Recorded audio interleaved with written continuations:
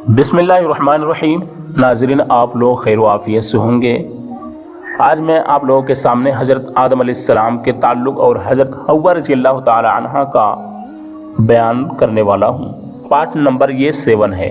Part number 7 में बयान कर दिया था कि आदम अलैहिस्सलाम को कहाँ से पैदा किया गया, किससे, कितने हदीसें हैं। हज़रत मुजाहिद, हज़रत क़तादा रज़ियल्लाहु ताला अन्हु से इस आयत के बारे में ये सब तफसीर बताया था। अब सुनो, हज़रत आदम अलैहिस्सलाम और हव्वा रज़ियल्लाहु ताला अन्हा का इम्तिहान, परीक्षा लिया जाता है। अल्लाह तबारक व तआला ने जब आदम अलैहिस्सलाम और हव्वा रज़ियल्लाहु ताला अन्हा को जन्नत में ठिकाना अता फरमा दिया और उन्हें आज़ादी दी कि वो जन्नत में जहाँ चाहे जाए और जो चाहे खाए, सिवाय एक दरख्त के फल के। और यही हुक्म उनका इम्तिहान था और यह आजमाइश हुक्म उनकी औलाद में भी जारी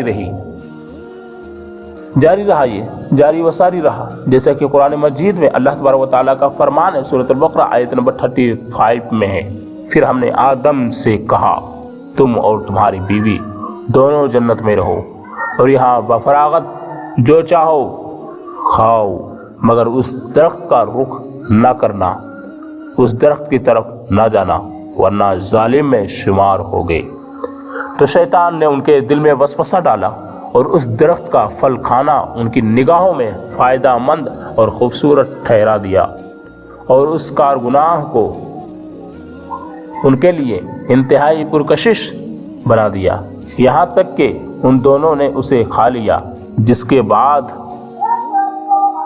उनके अजसाम के पोशीदा हिस्से उरिया हो गए, यानी वो दोनों बेलिबास हो गए। अब सुनो, जन्नत में इब्लीस कैसे दाखिल होता है, इसके बारे में बहुत सारी हदीसें हैं, अलग अलग हैं, जिसके मैं बारे में बताऊंगा कि किस एतबार से दाखिल हुआ। तो सुनो, दुश्मने खुदा जन्नत में कैसे पहुंचा ये, और ये कार गुनाह कराने पर कैसे कादिर हुआ। तो सुनो, इब्न अब्बास रज़ियल्लाहु ताला अन्हुमा, इब्न अब्बास, इब्न मसऊद और चंद दीगर सहाबाए किराम रज़ियल्लाहु ताला अन्हुम इस आयत की तफसीर में बयान करते हैं कि इब्लीस ने उन दोनों के पास जन्नत में दाखिल होने का इरादा किया, लेकिन मुहाफिज फरिश्तों ने उसे रोक लिया, हिफाजत करने वालों फरिश्तों ने उसे रोक लिया। तो वो एक सांप के पास आया। इब्लीस शैतान मरदूद कहाँ है? वो एक सांप के पास आया और वो सांप उस वक्त 4 टांगों वाले जानवर की शक्ल में था और ऊंट बराबर था, ऊंट इतना बड़ा था। इब्लीस ने उससे कहा कि तू मुझे अपने मुंह में छुपाकर जन्नत में दाखिल हो जा ताकि मैं आदम तक पहुंच सकूं।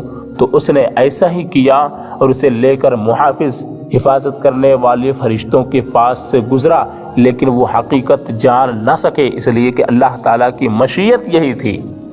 इब्लीस ने सांप के मुंह में बैठे बैठे आदम से गुफ्तगू की, मगर उन्होंने तवज्जो ना दी।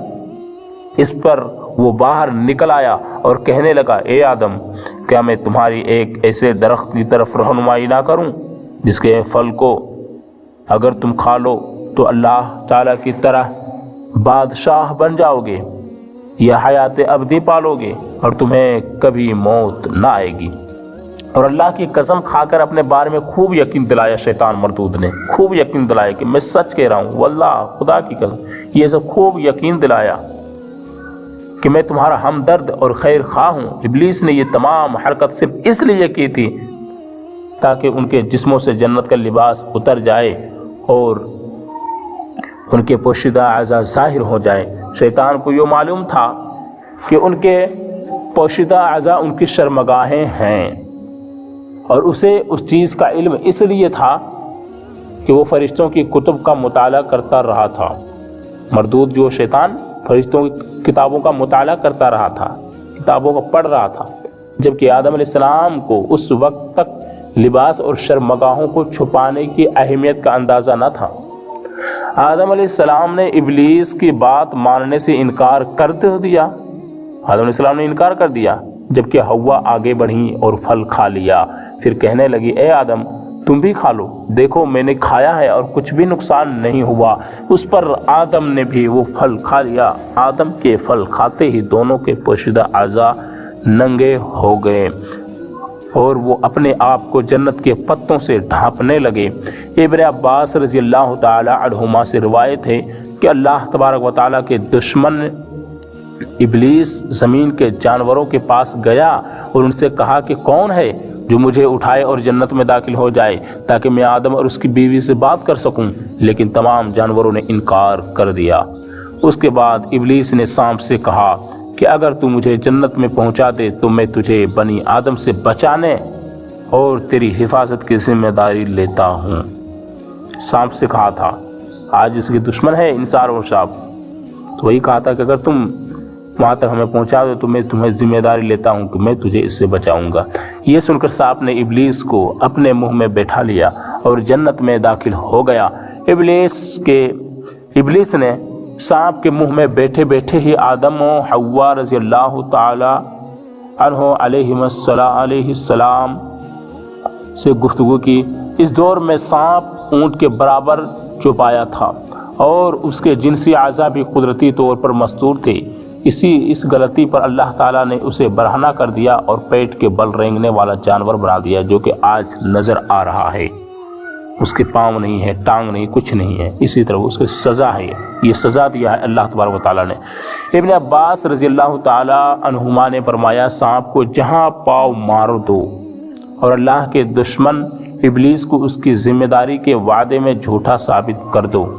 وہب بن منبع رضی اللہ تعالیٰ عنہ سے مروی ہے کہ اللہ تعالیٰ نے جب آدم و حوا کو جنت میں رہائش عطا فرما دی اور ایک درخت کو ان کے لیے ممنوع قرار دے دیا، ممنوعہ درخت کی شاخیں پھیلی ہوئی تھی اور فرشتے اس کا پھل کھاتے تھے تاکہ وہ ابدی حیات کے مستحق ٹھہرے، مگر آدم علیہ السلام اور حوا رضی اللہ تعالیٰ عنہا کو اس کا پھل کھانے سے منع فرما دیا گیا۔ تو جب ابلیس نے ان کو پھیلانے اور گناہ کے مرتکب کرنے کا ارادہ کیا تو وہ سانپ کے پیٹ میں داخل ہوا۔ سانپ اس وقت 4 ٹانگوں پر بختی اونٹ کی طرح چلتا تھا اور بہت خوبصورت معلوم ہوتا تھا۔ جب سانپ جنت میں داخل ہو گیا تو ابلیس اس کے پیٹ سے باہر نکلا اور اس ممنوعہ درخت کا پھل لے کر حضرت حوا رضی اللہ تعالی عنہا کے پاس آیا اور کہنے لگا، اس پھل کی طرف دیکھو، اس کی خوشبو کتنی اچھی ہے، اس کا ذائقہ کتنا اچھا اور رنگ کتنا خوبصورت ہے۔ تو حوا رضی اللہ تعالی عنہا نے اسے لیا اور کھا لیا۔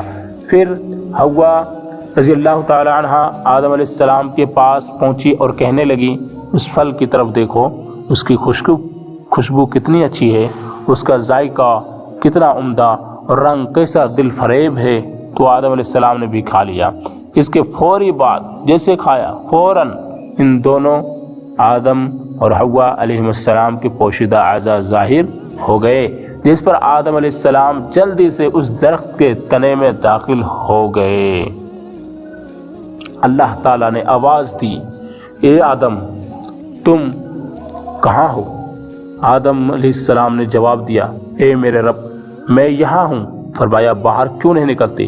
آدم علیہ السلام کہنے لگے، میں تجھ سے حیا کرتا ہوں۔ فرمایا، یہ درخت زمین میں سب سے زیادہ ملعون ہوگا، اس پر لعنت پیدا کر دی گئی ہے، اب اس کے پھل کانٹوں میں تبدیل ہو جائیں گے۔ نیز فرمایا کہ اس وقت جنت اور زمین میں کیکر اور بیر کے درخت سے زیادہ افضل کوئی درخت نہ تھا۔ کیکر اور بیر کے جو ہے یہ اس درخت سے زیادہ افضل کوئی اور درخت نہ تھا، اتنے عمدہ بہت بہترین درخت تھا۔ پھر فرمایا، اے حوا تم نے میرے بندے کو دھوکہ دیا، لہذا حمل کا زمانہ تمہارے لیے بطور سزا مقرر کیا گیا اور اس میں تم بڑی مشقت اور تکالیف اٹھاؤ گے، اور جب وضع حمل کا وقت ہوگا، جب بچے کی ولادت کا وقت ہوگا تو تم درد کی شدت سے اپنے آپ کو موت کے دہانے پر پاؤ گی۔ اور سانپ سے فرمایا، تم نے ابلیس لعین کو اپنے پیٹ میں داخل کیا جس کی وجہ سے وہ میرے بندے کو دھوکہ دینے میں کامیاب ہو گیا، لہذا تجھ پر لعنت ہو، تیری ٹانگیں تیرے پیٹ میں داخل ہو جائیں گی اور تیری خوراک مٹی ہوگی، تجھ میں اور اولاد آدم میں دشمنی ہوگی، جہاں بھی تو انہیں نظر آئے گا وہ اپنی ایڑی سے تیرا سر کچل دیں گے، اور جہاں وہ تجھے دکھائی دیں گے تو اپنے جبڑوں سے اٹھے ڈسے گا۔ اب میں آگے بیان کرنے والا ہوں پارٹ نمبر 8 میں کہ حضرت وہب رضی اللہ تعالی عنہ سے پوچھا گیا کہ فرشتوں کی خوراک کیا ہے، تو اس کے بارے میں بیان کرنے والا ہوں۔ ویڈیو لمبی نہ ہو جائے میرے دوست، اگر آپ کو یہ ویڈیو اچھی لگے تو آپ سبسکرائب اور لائک کریں اور دوسروں تک بھی شیئر کریں، تمام کی تمام باتیں حدیث اور قرآن سے ایسی۔